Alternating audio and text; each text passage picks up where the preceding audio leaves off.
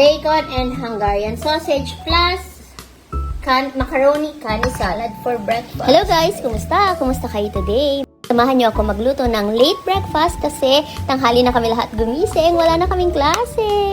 So, unahin ko itong macaroni salad kasi ilalagay ko pa ito sa freezer para sakto pagkatapag kakain na kami ay medyo malamig na siya. Siyempre, mayonnaise muna. Tapos, instead na condensed milk para medyo matamis siya na lasa, I'm going to put this kind of spread, chicken spread ng Lady's Choice. Hindi ko na ito lalagyan ng salt kasi yung pangpalasa niya, ay yung sahog niya ay yung crab stick. Medyo maalat yan, di ba? Pineapple slice na hiniwa-hiwa ko pa ng maliliit. 2 pineapple slice yan. Tapos pipino. Tapos later, pagka na-freeze na ito, kapag lumamig na ito, bago ko i-serve, ay lalagyan ko ng apples na hiniwa-hiwa ng maliliit at romaine lettuce na hihiwaan ko ng strips. Ayan, ref ko na siya.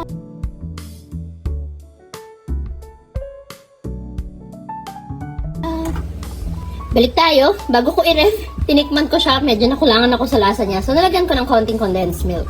So, now, pwede na tayo mag-start magluto. Dito ay iluluto ko yung itlog. So, you can see yung gamit natin na kawali ay flat. That's for the egg. And then, dito naman sa kabilang, iluluto ko ay yung sinangag muna. Oopsie.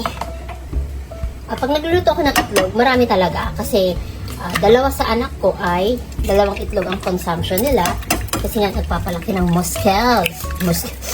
Nag-workout kasi sila. So, kailangan nila ng more protein sa katawan. Tapos ako din minsan, kailangan ko ng more protein sa katawan para hindi ako masyadong magutom kasi nag-exercise din ako. Exercise. Oh, ibibida ko na naman itong bawang na ito. Ito ang paborito kong gamitin na bawang pag nagsasangag ako kasi nga, ayan o, ito kailangan magbalat, hindi ko kailangan maghiwa. Habang nagsasangag ako, diretso na agad siya sa kanin. O, diba? O, diba? So, ang ulam namin ay bacon at saka sausage. So, unahin ko na muna iprito itong bacon kasi tapos na ako magluto ng itlog din sa kawaling flat. Bacon!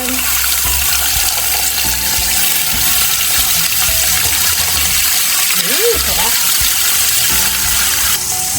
So, usually hindi ako nag-almusal kasi umiinom lang ako ng protein shake ng Yoli pero wala na pala akong stock.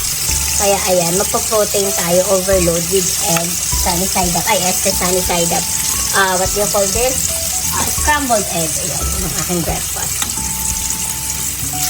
Additional breakfast, try natin itong cocktail Hungarian from SNR.